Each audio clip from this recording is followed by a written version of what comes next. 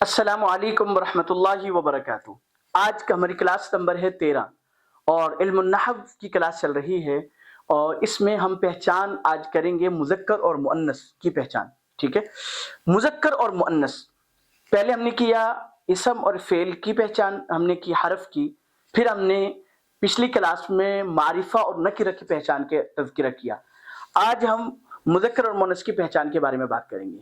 اس میں پہلی بات وہی آپ نے یاد رکھنی ہے کہ اسم کی یہ مذکر اور مؤنث بھی جیسے معرفہ نکرہ اسم کی قسمیں تھی، فعل یا حرف کے نہیں، اسی طرح تذکیر اور تانیث کے اعتبار سے یہ بھی اسم کی قسمیں ہیں، فعل یا حرف کی نہیں۔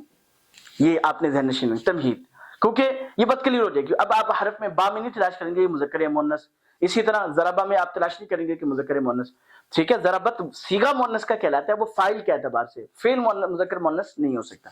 اچھا، اب ہم نے اس میں کیا کرنا ہے، کیسے پہچان کرنی ہے، تو آپ یہ یاد رکھیے، میں نے چاروں چیزیں لکھی ہیں۔ مؤنث کا نام ہو، اسم مؤنث کا نام کیسے بھی لکھا ہے، ٹھیک ہے، اس کو ہم کیا کہیں گے، مؤنث کہیں گے۔ یہ جی بہت سارے الفاظ ایسے ہیں جو مؤنث کے لیے خاص ہیں، اس کی وجہ سے کہ وہ ان کا نام ہے، تو ہم اسے کیا کہتے ہیں، یہ مؤنث ہے۔ ٹھیک ہے، یہ پہچان آسان ہے۔ گولتا، کسی بھی لفظ کے آخر میں گولتا آ جائے تو نحوی قاعدے کے لحاظ سے وہ لفظ مؤنث ہوگا، اگرچہ استعمال میں مذکر کے لیے ہو۔ میں اس کی ایک مثال دوں گا۔ ابھی فی الحال آپ یہ دیکھیں، فاطمہ، خالدہ، طاہرہ، سارہ، جتنی بھی عام طور پہ خواتین کے نام ہوتے ہیں تو ان میں گولتا پائی جاتی ہے، تو گولتا ہونا اس بات کی علامت ہے کہ یہ صیغہ مؤنث کا ہے۔ یہ بھی آسان ہے پہچان۔ تیسری قسم الف مقصورہ، شرط یہ ہے کہ وہ اسم ہو۔ یہاں پہ جو ہے نا بعض اوقات مکسنگ ہو جاتی ہے، کیونکہ فعل کے آخر میں بھی آ رہی ہے الف مقصورہ۔ اسم ہو اور اس کے آخر میں الف مقصورہ آئے تو وہ مؤنث ہوگا۔ مثال کے طور پہ جیسے بشرا ہے، سلمہ ہے، جی حسنہ ہے، اور حمنا، فلاں فلاں بہت سارے نام ایسے ہیں کہ جن کے آخر میں الف مقصورہ ہوتی ہے اور وہ مؤنث ہوتے ہیں الف مقصورہ کی وجہ سے۔ حمراء، الف ممدودہ بھی کسی لفظ کے آخر میں آ جائے، شرط یہ ہے کہ وہ اسم ہو، تو وہ الف ممدودہ ہونے کی وجہ سے، کہ آنے کی وجہ سے وہ لفظ مؤنث ہوگا، مذکر نہیں ہوگا۔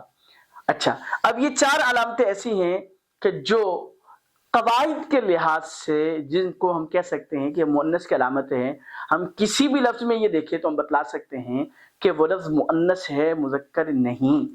جیسے میں نے آپ سے ذکر کیا تھا گولتا، اب گولتا جو ہے اب استعمال میں جیسے خلیفہ، لفظ خلیفہ ہے وہ مذکر کے استعمال ہوتا ہے، لیکن آخر میں گولتا آ رہی ہے، ہم قاعدے کی روح سے اس کو مؤنث کہیں گے اگرچہ وہ مذکر کے لیے استعمال ہوتا ہے۔ اسی طرح مؤنث میں بھی ہوتا ہے حائض کا لفظ، اب قاعدے کی روح سے یہ مذکر ہے لیکن چونکہ استعمال مؤنث کے لیے ہوتا ہے اس لیے ہم اس کو مؤنث کہیں گے۔ اسی طرح آپ دیکھیں طلحہ، اب یہ طلحہ کا لفظ مذکر کے لیے استعمال ہوتا ہے، ہمارے ہاں ہے علامت مؤنث کی، تو ہم اس کو لفظاً کیا کہیں گے کہ مؤنث ہے۔ اور مؤنث کی یہ چار قسمیں آپ پہچان ذہن نشین رہے گی۔ اب آپ نے کیا کرنا ہے، مذکر میں کیا ہوگا، یہ چار علامتیں آپ ذہن میں رکھیں۔ کوئی لفظ اسم ہو، اس کے آخر میں وہ مؤنث کا نام بھی نہ ہو، گولتا بھی نہ ہو، اور الف مقصورہ بھی نہ ہو، الف ممدودہ بھی نہ ہو۔ اگر یہ چاروں چیزیں نہیں پائی جا رہی تو آپ نے آنکھیں بند کر کے کہہ دینا ہے کہ یہ لفظ کیا ہے، یہ لفظ کیا ہے، مذکر ہے۔ مثال کے طور پہ اب میرا نام ہے قاسم، اب اس میں کوئی علامت اسم مؤنث کی نام بھی نہیں ہے، مؤنث کا مذکر کا نام ہے۔ اچھا، گولتا بھی نہیں پائی جا رہی، اسی طرح جو ہے مطلب الف مقصورہ بھی نہیں ہے، الف ممدودہ بھی نہیں، تو آپ کیا کہیں گے، یہ کیا ہے، مذکر ہے۔ تو یہ چیز آپ نے ذہن نشین رکھنی ہے۔ مذکر میں ہم نے کیا بتانا ہے کہ مؤنث کی کوئی علامت نہ پائی جائے، جس لفظ میں مؤنث کی کوئی علامت نہ پائی جائے وہ لفظ مذکر ہوگا، بس یہ آپ نے ذہن میں رکھنا ہے۔ ٹھیک ہے، تو یہ آپ نے ذہن میں رکھیں گے تو آپ لے جیسے رجل، کتاب، فرس، جی اب یہ کیا ہے، یہ مذکر ہے، کیوں کہ مؤنث کی کوئی علامت نہیں پائی جا رہی۔ تو الحمدللہ آج کے سبق میں ہم نے پہلی چیز جو میں دہرا دیتا ہوں کہ آپ نے ذہن نشین جو کرنا ہے وہ یہ ہے کہ مذکر اور مؤنث کس کی قسمیں ہیں، فعل کی نہیں، حرف کی نہیں، بلکہ اسم کی۔ اور دوسری چیز آپ نے کیا ذہن نشین کرنی ہے کہ مؤنث کی علامتیں ذہن میں رکھنی ہے، گولتا، مؤنث کا نام، اسی طرح الف مقصورہ، الف ممدودہ۔